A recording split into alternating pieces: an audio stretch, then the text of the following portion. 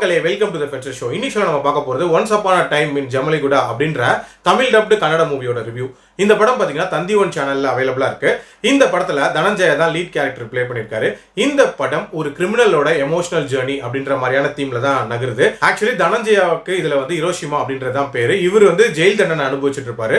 தன்னோட பார்ட்னரான நாகசாகியோட சேர்ந்து ஒரு விதமா ஜெயில இருந்து எஸ்கேப் ஆகி போவாங்க.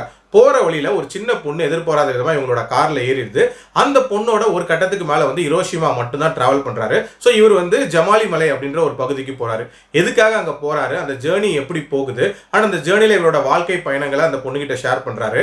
அதுக்கப்புறம் என்ன மாதிரியான சம்பவங்கள் நடக்குது, அண்ட் கடைசியா இவருக்கு என்ன மாதிரியான முடிவு காத்துட்டு இருக்கு அப்படின்ற மாதிரி நிறைய விஷயங்களை சொல்லக்கூடிய ஒரு படம் தான் இந்த படம். எனக்கு இந்த படத்துல பிடிச்ச ஒரு விஷயம் அப்படின்றது, இந்த படத்துல வந்த மல்டிபிள் பிளாஷ்பேக்ஸ் அப்படின்னு சொல்லுவேன். அதாவது இந்த படம் ஸ்டார்ட் ஆகுறதே பாத்தீங்கன்னா ஒரு பொண்ணு தன்னோட வாழ்க்கையில சின்ன வயசுல நடந்த ஒரு ட்ரிப்பை பத்தி பேசுவா.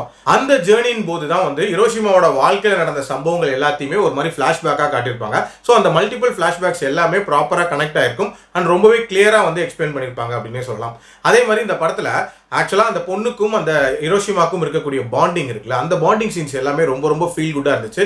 இன்ஃபேக்ட் டுவர்ட்ஸ் எண்ட்லாம் ரொம்ப எமோஷனலான ஒரு எண்டா தான் இருந்துச்சு அப்படின்னே சொல்லுவேன். அதே மாதிரி இந்த படத்துல தனஞ்சயாவை பொறுத்த வரைக்கும் ரொம்ப ரொம்ப நீட்டா அந்த கேரக்டரை அடாப்ட் பண்ணியிருந்தாரு. வெளி உலகத்தை பொறுத்த வரைக்கும் ஒரு கிரிமினலா இருந்தாலும் உள்ளுக்குள்ள ரொம்பவே வந்து இன்னசென்டான ஒரு பர்சனா ரொம்ப நீட்டான ஒரு நடிப்பை வெளிப்படுத்தியிருந்தாரு. அதே மாதிரி தனஞ்சயாக்கும் அதித்திக்கும் இருக்கக்கூடிய அந்த லவ் போர்ஷன்ஸ் அதுவுமே வந்து ரொம்ப ரொம்ப நீட்டா இருந்துச்சு. இன்ஃபேக்ட் அந்த பொண்ணு வைக்கக்கூடிய பாசம் அப்படின்றதெல்லாம் ரொம்ப ரொம்ப நேச்சுரலா இருந்துச்சு. ஆல்சோ இந்த படத்துல இவங்க எடுத்துக்கக்கூடிய லொகேஷன்ஸ் அப்படின்றதெல்லாம் பாத்தீங்கன்னா அல்டிமேட்டா இருந்துச்சு. இன்ஃபேக்ட் நிறைய சூப்பரான லொகேஷன்ஸை கவர் பண்ணியிருக்காங்க.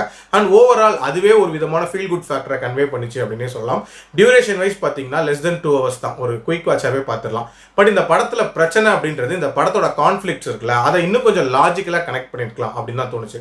உதாரணத்துக்கு சொல்லணும் அப்படின்னா, இவர் என்ன குற்றத்துக்காக ஆக்சுவலா ஜெயிலுக்கு போனாரு, அண்ட் என்கவுண்டர் வரைக்கும் இவரை பிளான் பண்றதுக்கான காரணம் என்ன, அண்ட் டுவர்ட்ஸ் எண்ட் இவரோட முடிவு, இது எல்லாமே ஓரளவுக்கு லாஜிக்கலா கனெக்ட் பண்ணிருக்கலாம். இன்னுமே நிறைய டீடைலிங் அப்படின்றது சொல்லியிருக்கலாம் அப்படின்னு தான் தோணுச்சு. ஆல்சோ இந்த படத்தோட பேஸுமே கண்டிப்பா பெட்டரா இருந்திருக்கலாம். ரொம்பவே ஸ்லோவா நகர்ற மாதிரியான ஒரு ஃபீல் இருந்துச்சு. இன்னுமே கொஞ்சம் இன்ட்ரெஸ்டிங்கான சீன்ஸ் அப்படின்றதெல்லாம் வச்சு அமைச்சிருந்திருக்கலாம். பட் என்னை பொறுத்த வரைக்கும் இது வந்து ஒரு டீசென்டான அட்டெம்ப்ட் அப்படின்னு தான் நான் சொல்லுவேன். என்னோட ரேட்டிங் இந்த படத்துக்கு 3 out of 5. அடல்ட் கண்டென்ட்லாம் பெருசா இல்லை. ஸோ தாராளமா பார்க்கலாம். மீண்டும் அடுத்த விமர்சனத்தில் சந்திக்கிறேன். நன்றி, வணக்கம்.